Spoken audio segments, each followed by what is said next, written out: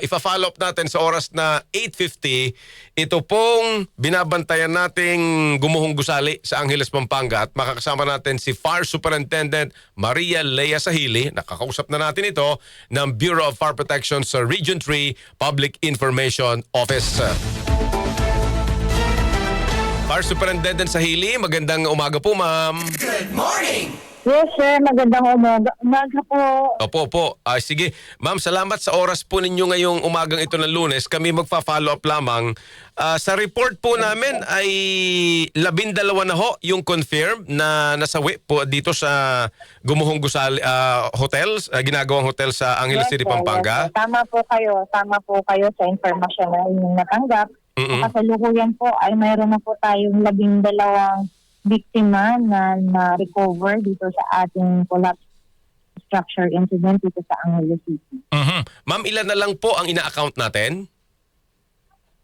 Doon po sa ating mga previously reported na mga posibleng nandoon sa loob ay mayroon po tayo pang ina-estimate na more or less 10 pa na katao ang ating hinahanap. 10. Opo. Ano po ngayon ang challenge, ma'am, sa pagre-retrieve po ng mga hinahanap pa natin? Sa kasalukuyan, sir, dahil hindi nga po natin determine talaga yung eksakto na bilang talaga kung ilan yung hinahanap natin dahil may mga reported po tayo na biktima na hindi po bahagi noong reported na mga construction worker. Kagaya po ng yung 2 biktima natin na mag-asawa, according dun sa family member, sila yung tindero sa labas ng building na inabutan at natabunan. Oh. So, sila po yung nadagdag doon sa binigay na listahan na hindi pa po parte ng mga construction worker.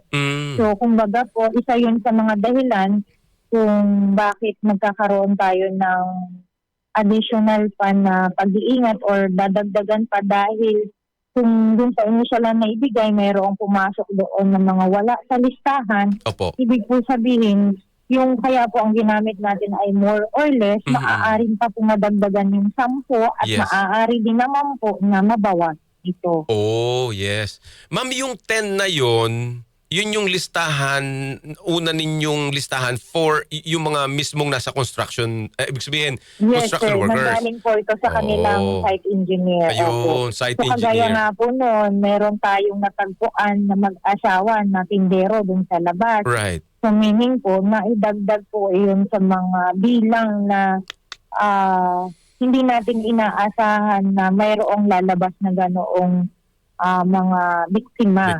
Opo. Alright. Meron din po kaming natatagpuan na mga biktima na may pagkakakilanlan na wala rin po doon sa listahan ng mga manggagawa. I see. Oo, wala doon sa hawak ninyong listahan. Alright. Yes po. Kaya po maaari talagang magbago yung numero na hinahanap natin. Opo. Ma'am, in terms of yung retrieval doon sa site, ang unang nabalitaan ko parang meron ng masangsang na amoy and then parang may threat din yata ng pag-ulan-ulan. Anong kwento ho nito, ma'am? Ano bang nararanasan yung challenge dyan? Dati po kasi ba po 24/7 yung aming operation dahil nga po kami ay patuloy na umaasa na hanggang sa ngayon ay mayroon kaming ma-retrieve na buhay. So hindi po kami tumigil. Wala pong patid yung aming ginagawang rescue and clearing operation.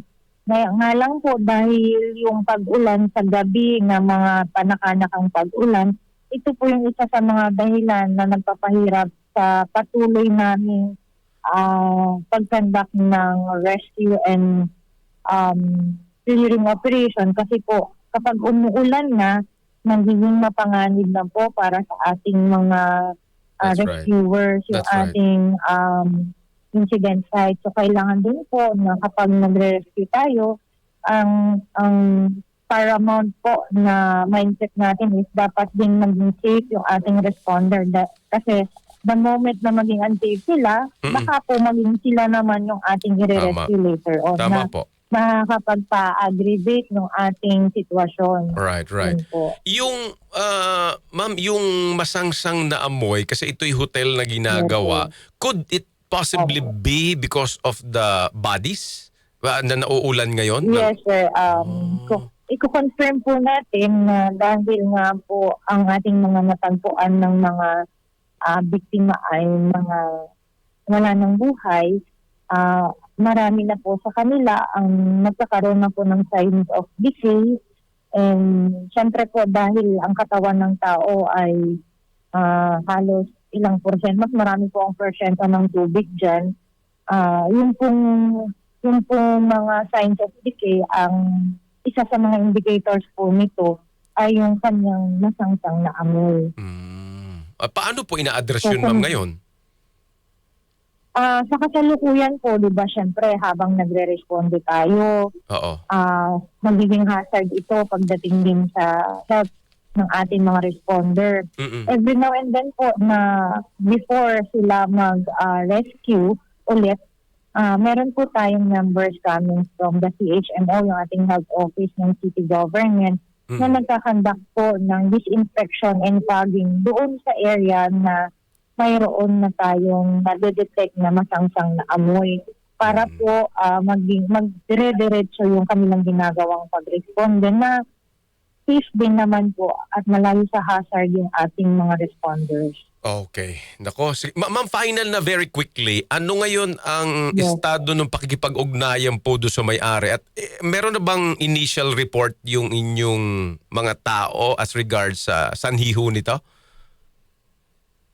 Base po doon sa huling panayam na ginawa sa hapon sa ating City Hall na nagpa-interview ang ating mahal na mayor. Same goes, nandun din po yung mga representatives ng ating may-ari ng building at yung representative po on the construction side.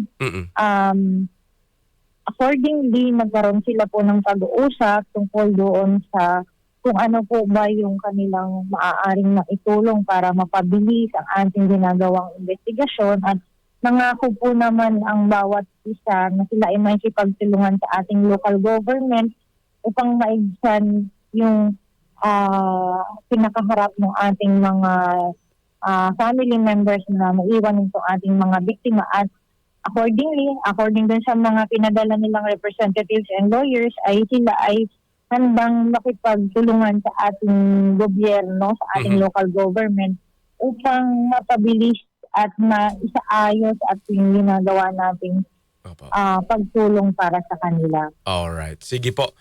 Okay, ma'am, maraming salamat sa panahon po ninyo at sa information na binahagi po ninyo. Hanggang sa muli, kami po tatawag for update, Ma'am Leia. Thank you po. Sir. Maraming salamat po muli. Magandang araw. Fire Superintendent Maria Leia Sahili, Bureau of Fire Protection Region 3. Siya po ay Public Information Officer. Salamat po sa inyong ginawang pakikinig at panonood po sa atin. Susunod na ang programa ni na Kuya Xander Cayabyab at Angel Garcia. Abangan po ninyo ang Say ng Taong Bayan Alams na. Ako naman ho yung